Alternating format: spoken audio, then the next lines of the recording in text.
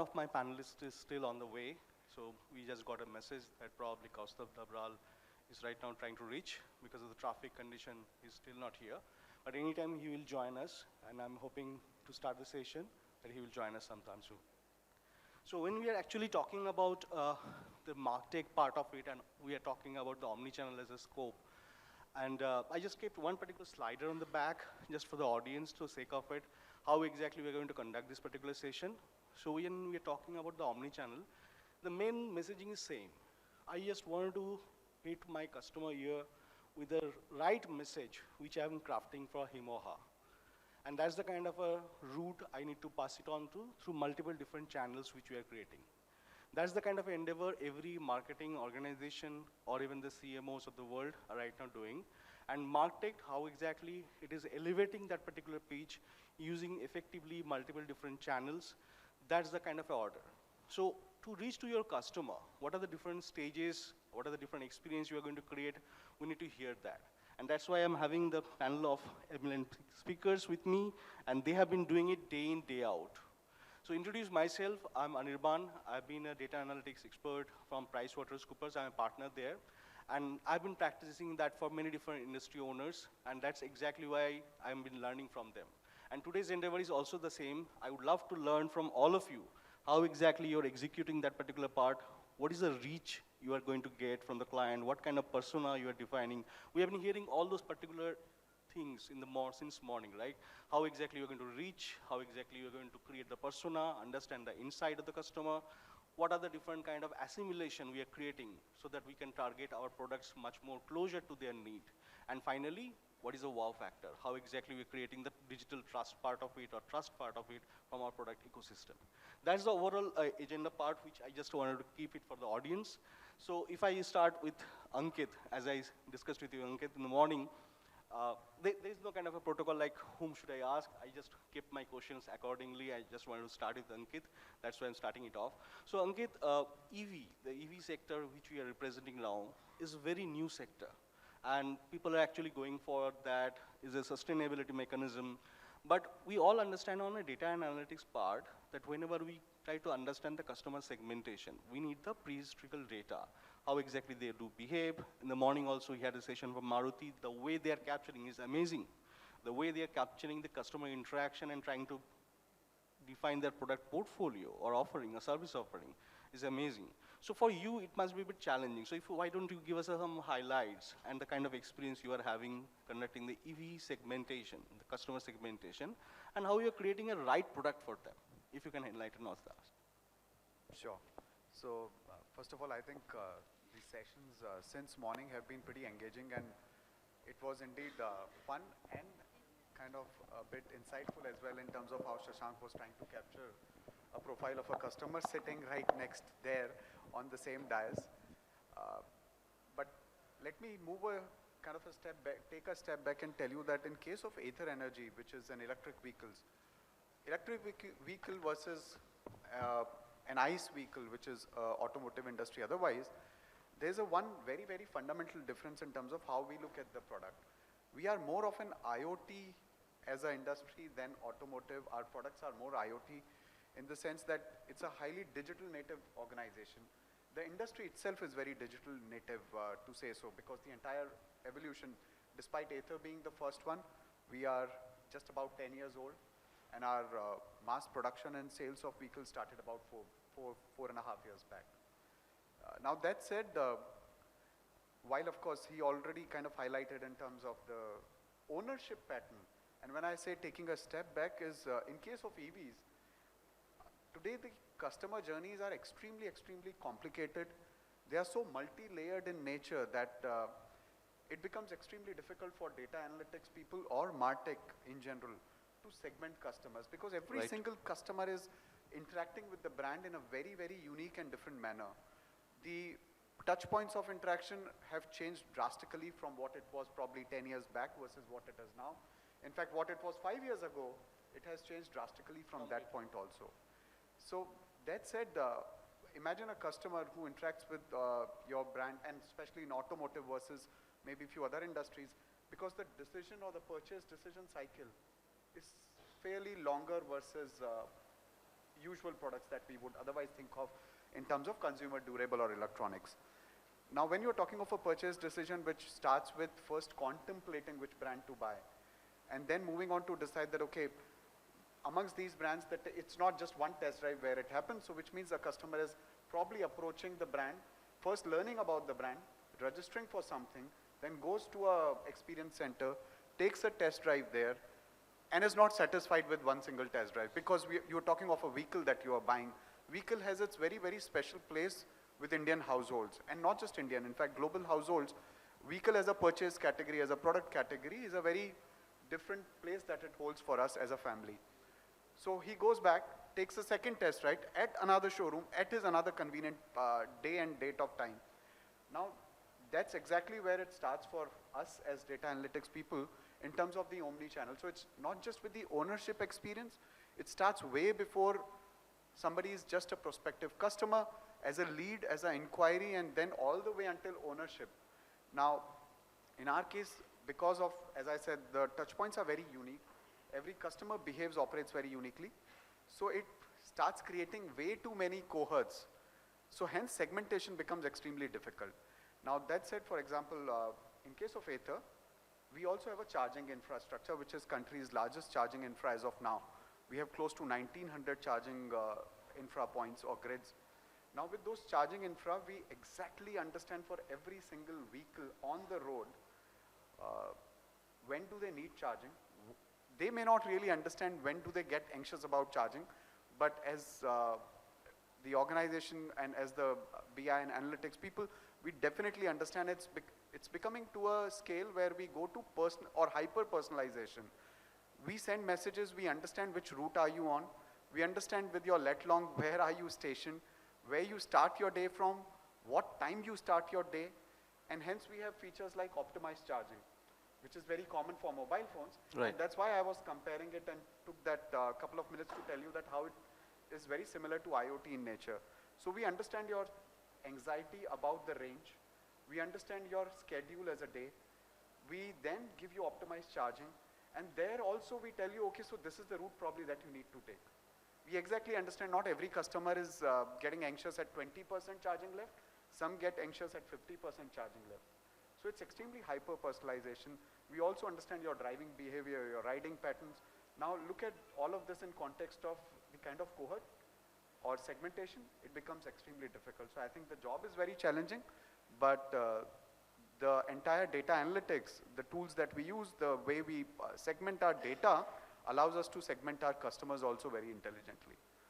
So with that, probably I'll hand it over back. That's fantastic and amazing to know the kind of interaction and the touch points you are capturing to understand the behavioral pattern is really amazing. And trust me, it is not only for the EV or the vehicle manufacturer, every other industry owners, they're looking towards that. Like if we are using, say, telecom, the telecom are actually, the MSISDA number has been continuously tracked just to understand what kind of consumption pattern an individual consumer is doing.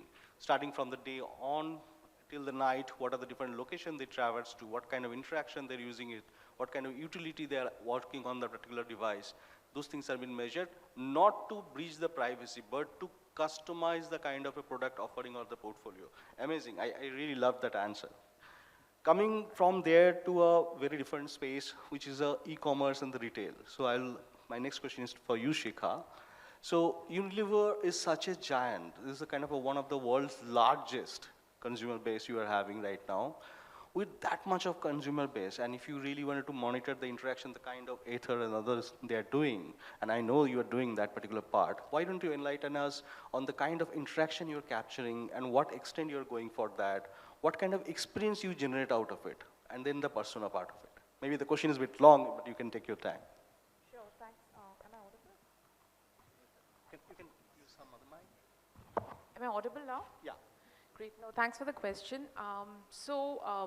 To be honest, I think the entire landscape has changed over the past 10 to 15 years, right?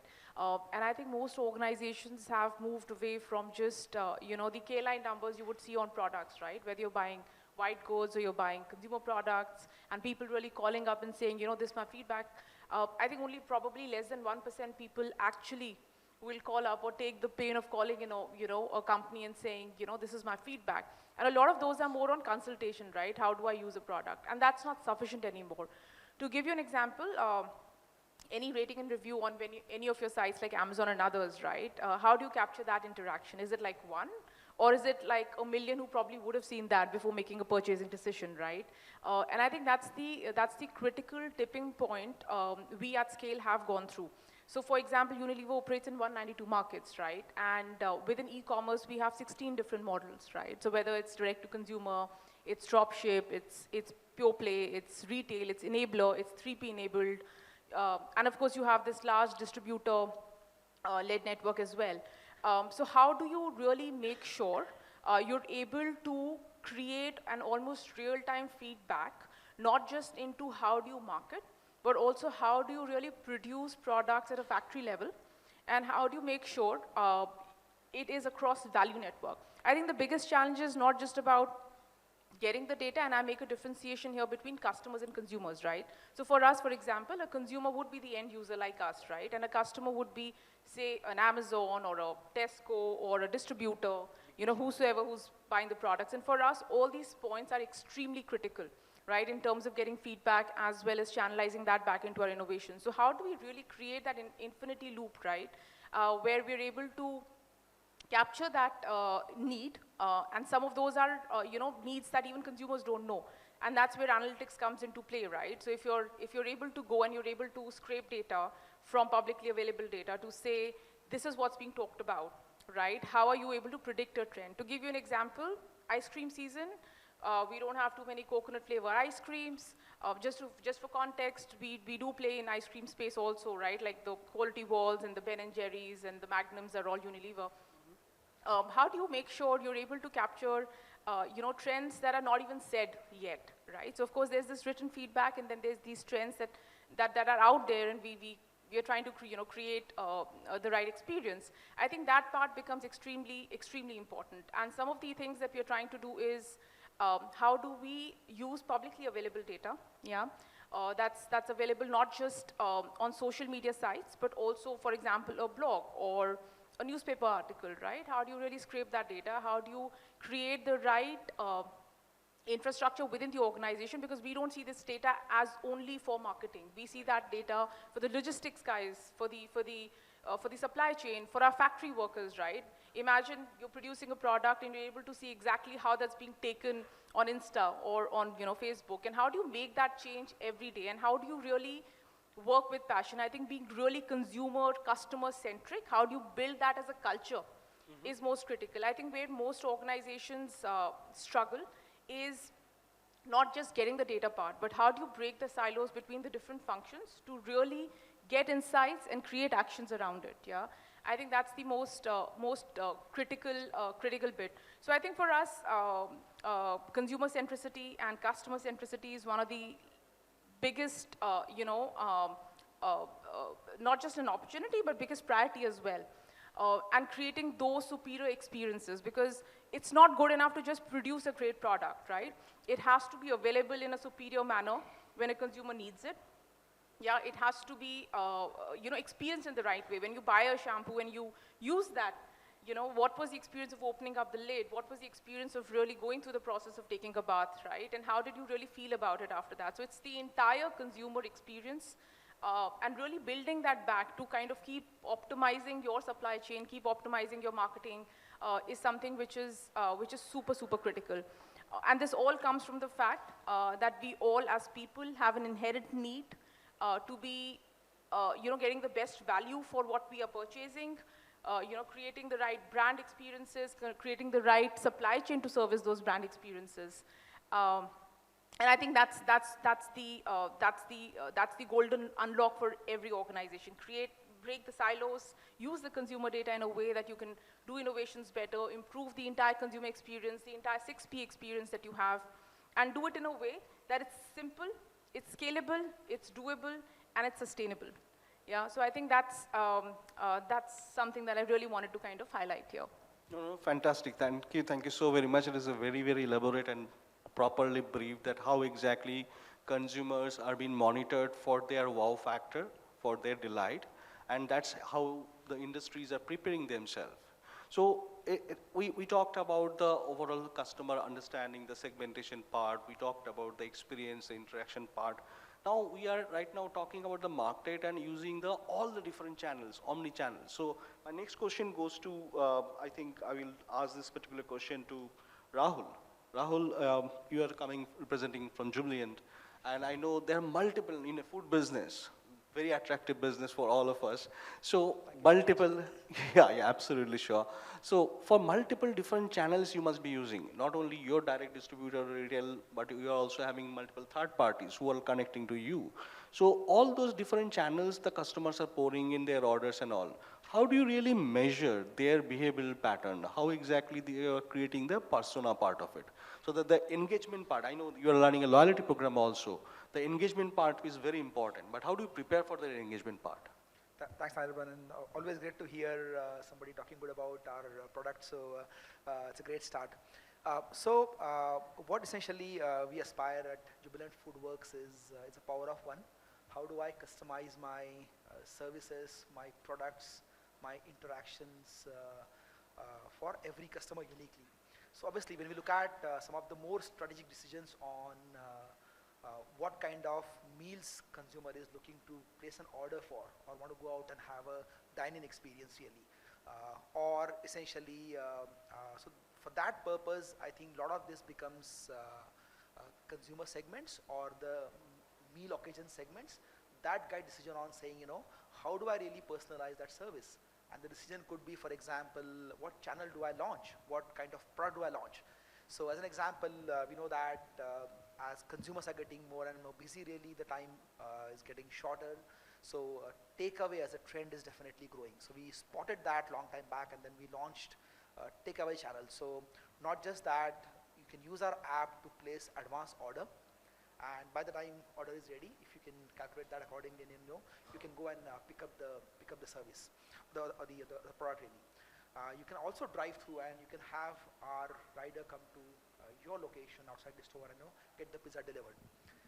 Some of the other decisions on consumer needs become as an input to what kind of products we launch. So we observe that spicy food is one of the needs why consumers look to order the food as such. With that in mind, then we were able to launch our spicy range of pizza, and that's doing fairly well. Then as we move towards more in-time decisions, those starts to get from one-to-many to one-to-one personalized. For example, sending a communication for marketing really, or the decision is to who do we target, what time of the day, or when do we target really, what's the content, what's the offer. This is still not one-to-one, this is still one-to-many, but gets a lot more granular, and that's where a lot of the more advanced models comes into play. Not only predicting what is the next action for the customer really, but how do we really best serve the consumer, and that's where a lot of the decision happens. Real time, in session, in moment consumption, obviously then that we are able to move to one-to-one personalized. As an example, if you open up our app and if you go to a veg pizza, the sequence in which pizza appears is very, very personalized to what each consumer does. It's a combination of what you like and what do we expect like to order really. And some of these smaller friction points becomes very, very easy for customer to order, and then leads to a much better experience and much better repeaters as such. The other example of thinking about omnichannel is a loyalty program we have launched. So today, one of the few loyalty programs in India which are free of cost and hopefully on the verge of getting succeeded. So we have about 2 crore customers who are enrolled on the loyalty program. More than half the transaction actually come from our loyalty program really. So the way program works is you can earn points no matter where you order from. You can order us from our app, you can walk into a store, you can order from Swiggy, Zomato. No matter where you order from really, we are able to provide you the benefit of ordering from Domino's. And and that's the way essentially we are able to then understand what customers are ordering, what they're ordering from, and then obviously pass on the benefit of loyalty. So right from understanding the needs, the consumer segments, to all the way up to one-to-one personalization, we are in the journey of creating a power of one, personalized one-to-one experience and interactions across our channels. Great, great, amazing to hear that this is the kind of a delicacy which is getting prepared to my best fit. So that's a kind of a honor for me also to have that particular kind of a food. Really, really nice to hear that. And it talks totally about the trust factor building, the kind of trust you are building for the ecosystem with your consumer. It absolutely talks about that the more and more customer would consume it, they will have a more trust towards the partner, long-term partner for you. So while talking about the long-term partner and the trust factor, we are also having Santosh with us. So he's working with Policy Bazaar. And I would be very keen to understand, Santosh, that even in Rahul's example, they are directly interacting face-to-face with the customer, daily dealing with them, interaction points are there, touch points are there. For you, it's more, if I understand, it's more of a e-platform through which you started. And still you are continuously monitoring them, and for me, any kind of insurance policy, if I have to take myself, I have to have a lots of trust on that particular policymaker. At the same time, I need to take the proper judgment from the subject matter expert whether that is right or wrong. So with having that virtual platform, having multiple different channels open to your end consumer, why don't you give us a perspective how you're building this particular digital trust for them? This is very, very critical for today. Sure, great question. So I think most people would know about Policy Bazaar. We are the country's largest web aggregator in the insurance sector. We cater to all kinds of insurances. I mean, whether it's life insurance, be it basically the investment or the savings or the term or health or, even the motor insurance, right? So a large part of our people who come to the platform are already aware. Like if I'm looking at essentially the data that tells me, basically the nature of people who are coming onto the platform, they are coming directly to Policy Bazaar, right? Be it through the app or on our, website. Mm-hmm. So, but then there are other channels that actually provide us the prospects, right? So when people come in, there is already some kind of trust because they know the brand. They've actually, because of word of mouth, there's already some kind of trust that's already built in for the prospective customers, right? But there are still certain set of people, but primarily coming from tier 2, tier 3, and a few, people who are not so digitally savvy, let's say, right? So what happens is when they actually come onto the platform, what really happens is you actually generate an expression of interest where you leave behind a phone number to talk to somebody. And insurance is not necessarily like a simple transaction that you make on e-commerce, right? Whether it's, if you're buying a phone on, say, Amazon or Flipkart, you just go there and buy it. But insurance is something that, it's looked at as an investment, right? Where you're trying to kind of insure your family members or long-term investment, right? So, true. So it's a big decision for many households in that sense. So now what happens is one is the trust factor. The second part is actually also people getting confused about multiple options that are provided. It's actually they need somebody to talk to. That's where our advisors who are actually in the contact center, they actually connect one-to-one with the customer. So what also happens is there are a few set of people who are actually not comfortable with buying online. Now, at that point in time, our advisors reinforce and the reason why they should actually be, buying it online as compared to, say, buying it from different other channels. There are many other channels where you could buy, right? There could be a small agent sitting right next to you, or through the banks. Could be there are multiple channels. So why should they actually be looking at, say, Policy Bazaar, right? So examples such as there are X number of people or already certain number of people in your area who actually bought from us. And us being the largest broker, what are the benefits of a customer, buying through us? We do, support their claims experience, the entire claims experience. We actually have to reinforce that message. However, there are still, in spite of all of that, there are still customers who actually insist on actually meeting us one-to-one, meeting somebody from Policy Bazaar. That's when actually, it's a recent... Seeing is believing, huh? So what has happened in the last year or so is that we've actually got a set of advisors who actually go and meet that customer in person. We actually schedule an appointment and we actually go and meet. That's one. There are a few other things that we do, which actually has helped us build the trust. For example, if people are very busy, we can actually ask for a video conferencing. So which we built in-house. We call it PB Meet, where actually there is a basically a video conference that's actually that happens between the customer and the advisor. And these are very effective sessions where the customer is able to see the person on the other side and is able to dispel all the doubts that he has, right? So these are some of the strategies. And of course, what we also do is we basically send out communication, whether it's through email or WhatsApp, right? Those messages are also sent to the customers in case, certain doubts come in. Now, if you look at basically what kind of data analytics and, does help. So what happens is when the customer comes in, you take in a few details of what he's entered.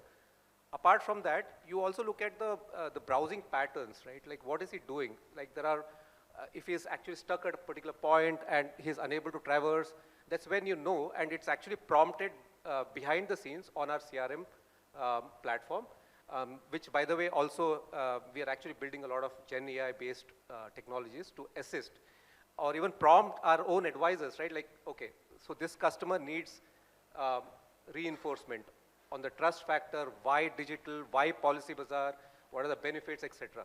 So these are some of the technologies that we are using. Fantastic to hear the kind of interaction you are capturing, the kind of clickstream analytics, what he's trying to mean for that, how exactly the customer is going through or serving the web services or even interacting through certain particular app and capturing those particular data points so that the behavioral can be analyzed, what are the requirements can be analyzed further, and then the product can be launched. Fantastic, that thing. And that's how probably you're creating the trust factor and creating your brand up. And when I'm talking about the top of the mind awareness for any particular brand, obviously the most important brand since morning I've been hunting for is the Starbucks. And the person who's sitting next to me, I've been actually asking, where is my Starbucks here? Why we are calling it? Because it is almost right now a synonymous thing, like Starbucks is also putting it in their advertisement campaign. It is a third position. What is the third position? First position, obviously, for any individual is their home. And second position, probably the occupation or the service or the business where they're spending most of their time. And the leisure part, whenever it comes, the first thing probably we think about a coffee nowadays, right? And when we coffee, Starbucks is almost becoming synonymous to that. Great achievement, I would say, Vipin. And my question to you would be, you are having lots of different kind of genre pouring into your shops, probably the different age groups, brackets, necessity, sometimes relaxation, sometimes serious meetings, sometimes just like a thinking through. So having many different customer interaction and touch point, how exactly you are personalizing them so that you can create a unique experience for any individual? Great, thank you, Nirban. First of all, none of my achievement. I think Starbucks is a great brand. I think it's been in existence since 1971. So we are, I think, all endeavoring to create or replicate the success that is there in US and other global markets in India. I think we are a 400 strong brand now in India and we are growing. So thanks to everyone who's consuming Starbucks coffee. Coming to your question, I think a great context that you've set around Starbucks being a third place. I want to maybe take even one more step back, and like I think somebody said on the panel that we are in IoT business and in the foods business. Starbucks is in the business of human connections, and our mission statement says that with every cup, with every conversation, every community, we nurture the limitless possibilities of human connection. And then third place you've already spoken about, and I think, and then the third sort of a macro point I want to make is that for us, when we talk about customer and the interaction and the personalization, everything that we want to do is not about, is to some extent about brand and customer, but it's also more about the barista and the store and the customer. So that is the differentiating point, and I think whatever technology that we want to put in has to then satisfy each of these three principles, also has to enable each of these three principles how are we enabling human connection between the barista and the consumer? How are we enabling a third place where you come and you don't feel the sales pressure? You don't feel the pressure of being judged, oh, this is the next offer, why did you buy this? And you are very personalized because, and it's already runs in the DNA. When somebody calls your name, it starts with your name, right? That's what the campaign that we were running. So I think the technology has to enable that entire philosophy, and we are very clear. I mean, if it cannot be enabled by technology, then our barista will do the wonder. They'll do the job. We don't have to put technology everywhere to capture every single data or to make sure that customer gets the best offer or the next best offer. That's not the framework. I think the framework for technology to personalize is to make sure that you feel that warmth. We suck out all the friction points, as Rahul was also talking about. So same is the philosophy for us as well. And that's how we do. Now, when we talk about MarTech, there are three aspects of that: data collection, data processing, and then the delivery. I think the data processing, I'm sure everyone has solved for it. I think, and it is already progressing with all these new technologies and models that we do. I think the challenge for Starbucks is the data capture without being intrusive, while creating the human connection and all that. And if you see around India, we're probably the only retailer who don't ask for phone numbers. Okay. Yeah. Even if you go to a Nukkad pan shop or a chai shop, they'll ask you, sir, what is your phone number, and they'll let me, get to the next offer. We don't ask for people's phone numbers. We offer you to sign up for our loyalty programs, but that is your discretion. If you want to give the data, then we'll take the data. But again, because we don't want you to feel that, somebody's like intruding in your personal space, because we want it to be third place. And the delivery of the data, again, has to be very non-intrusive. Even when we were doing our app, you look at some of the apps today, you get, 5-10 notifications per day. Our initial mandate was to send only maybe 2 or 3 notifications per week.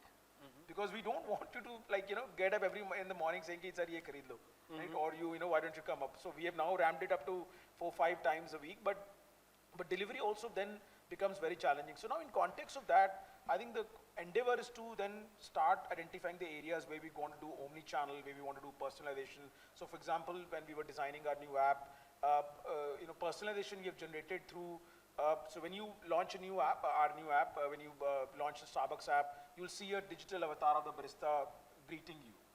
Even on the WhatsApp that we've done, you will also see a digital avatar of the barista greeting you with a welcome message, which is very personalized now. So, and then the endeavor was to see how do we further push the boundaries for personalization. And then we leverage ChatGPT to say, how can I give you a personalized welcome message, which is then based on my season, based on your favorite drink, based on your age, and now the events, and also some of those things. So if you launch your app every day, Starbucks, you'll actually get a fresh message which is highly personalized. And it is to the power of one, because even if 2 consumers have the same drink, as a favorite drink, the message will be very different. And we have leveraged some of those technologies which are available in the market to do that, right? So, and then same if you go to the favorite drinks, how do you apply offers, all that goes the entire brand elements, the entire human connection elements, the entire elements are put at a very subtle points in the app, which are there, but you don't feel. I'm not going and preaching saying we have done a partnership with ChatGPT. It's there. As a consumer, if you value it, you will see it, you will create a stickiness. If you don't see it, then that's great, that's not a problem. Maybe we have to do something more which will actually stick with you. Now, when you come to the same for the POS as well, and as I said, the point of sale, which is our another interaction channel. So all this information that we talked about here, we also giving it to the POS also. And we probably will be the only or very few retailers in India where actually the barista, when you scan your barcode or the loyalty card, they actually get your entire information. They actually know that, okay, Anirban, what is the tier level, what is the favorite drink, what is the last store, and then barista can contextualize that, their chat based on that information. You might not realize it, but that's the art of it, that it's so weaved into their conversation that you don't get to know it.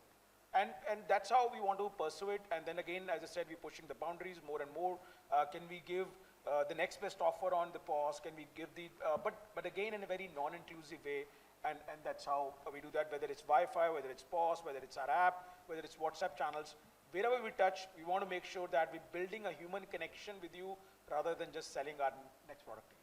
Yeah? So this is really, really very nice to hear, because how much is too much? That also we need to be conscious of, because if we really need to be very nosy or pokey in today's world, none of us probably would like it even. And that's exactly where we are creating the boundaries, the Starbucks is creating the boundaries between the human and the machine. What is too much, we will not even touch that particular zone. I really like that particular answer. I'm a bit curious to ask another question to Shikha. On the kind of a consumer base you are having, the kind of interaction detailing you had, experience generation, obviously the motto, how exactly you're using the recommendation engine or the analytics or even the AI adoption part, which we all talked about so far? Because the statistics shows that every other market channels, they're using almost like 76% of the spend is right now towards the AI side of it. In the morning session also, we have heard many different application of AI and why it is so evident for all of us. So from a Unilever perspective, what are the different new steps you are taking towards that line? Sure, no, very interesting question. So, to be honest with you, there is no one size fits all when it comes to even analytics for Unilever. To give you an example, we have very premium brands which are completely D2C, like the Murads and the Kate Somerville's, which we sell in Beverly Hills, for example, to the wheel detergent powder that we sell, to consumers in India, catering to every LSM that we have. And my consumer, she is very, very aware. She's very, sensitive, and she's very informed. And that is a huge, change that we have seen. So how we basically use analytics is, and to, Vipin's point, I think it's an organization which is, like I said, working and operating across 192 markets. We have to be compliant, and we want to be compliant when it comes to data privacy and when it comes to, how we use that data. So like I mentioned, I think the first criteria is publicly available, data. And even if we have, consumers and she's reaching out to us, the phone number, the email address, all of those, there are very few people who are authorized actually to access it. So if I want to share that data, for example, with my customer service team, the data is absolutely cleansed with no personal information being sent. It's aggregated so that you can't identify that at a personal level and essentially use that data. Now, the analytics and the landscape which we operate in varies greatly, right? So how HUL does it, or how UK does it, or how US does it, it's different. Having said that, we do have a global infrastructure in terms of what will we use, how will we use, what will be the cadence that will be set. So to give you an example, there is, of course, a lot of information we get directly from the consumer, especially for the D2C business. There is, of course, a bit of a black box when it comes to B2B, because, for example, an Amazon or a Flipkart may not share data with us to the extent that we would want to make smart and intelligent decisions around it. There is data, of course, that exists in social media. We have brand Facebook pages as well, which are owned by us or a third party we manage, from which we can also source data. And of course, there is this entire web scraping that everybody does, right, for publicly available data. So of course, we have our own in-house customized algorithms that we build in, right? And that could serve different use cases, right? So we have different use cases for marketing, we have different use cases for supply chain, we have different use cases for the experience team, we have different use cases for the analytics team that actually works on it, and we essentially then bring it together to say, essentially, what am I trying to do with this data, right? And I think that's the critical point, because what we don't believe in is creating just dashboards. Yeah, so it's probably a trend, just get some data, why don't we just do a PBI on it, right? That doesn't really solve anything. And I think it's about how do you create capabilities that are embedded in the culture of the organization. Fantastic. Yeah, into the behaviors and mindset of the organization. And I think technology is, like I call the tadka, right? Which makes it easy to ingest. I think more than that, the mindset, and I've seen this huge shift in Unilever, right, over the 10 to 12 years, where if I go to a factory and I talk to an operator, they would know, if I'm producing this soap bar, what was the trend in terms of how my fragrance was taken, and do I need to go to my lab and check my fragrance, and then if I go to my logistics partners, were there any shortages? Is the distributor a bit concerned, right? Because we want to make it an experience. We want to make it, profitable for our partners as well. We want to make sure none of that is lost. However, it doesn't make sense to over-engineer everything. Right. So the reason I'm not giving you a very specific answer to say how do we operate, because like I said, Omnichannel, yes. We have 16 within e-com itself, the way we operate. Our products are very different, our LSMs are very different, our markets operate very differently, and the legal structure and the data privacy laws also vary greatly. So I think what's important is how do you make sure you get hygienic data, which is ethically sourced, which is not accessible to everybody in the organization, but something that you could really use in your key use cases. And then you come out with more use cases, right? Because if you try using data to solve every problem in the organization, it's essentially garbage in, garbage out, right? You need to be surgically very clear how are you going to use it and for what. So some of the key areas where we use, of course, is I think all my friends here have talked about in terms of then you have to target a consumer. You need to understand, all of that bit. When you want to kind of create operational efficiencies, when you want to actually understand where do I want to go, because Unilever is huge on innovations, right? And innovations needs a lot of data and understanding of what the market pulse is, how will we, use that data, build that into the process, but not just that. How do you, like I mentioned before, create an infinity loop around it? So we have a lot of great partners, including your organization, which works with us, right, in terms of helping us create those right synergies. And for me, I think it, somebody who works in this space, to be honest, how Unilever works, I'm a hardcore supply chain person, right? And I was asked to lead DNA when I had zero DNA background. And that just goes to show technology is an enabler for us. But I think what's most important is, are you passionate about consumers? Are you passionate about creating that, that synergy and creating those behaviors and culture and embed that within the DNA? I think brick by brick, that's the toughest thing to do. And I think that's what we are trying to build, across functions. I don't know if that answers your question completely. No, completely touches the answer. And thank you so very much for giving us the example, which is much more realistic in nature and what exactly. We are not getting into the crux of the story, how to do that, but what extent of the data to be leveraged, how it is to be ethically sourced, that is very important. And coming to the same cue to the Ankit, because you are a person who actually started on the EV side of it, where you need for innovation many different new data sets, which you must have sourced. You also talked about during your journey curve with the customer that you have been capturing many different informal data sets. So this is a very new good point which Shikha touched upon, that regulatory compliance, the guidelines, that the kind of IP right coverage part of it.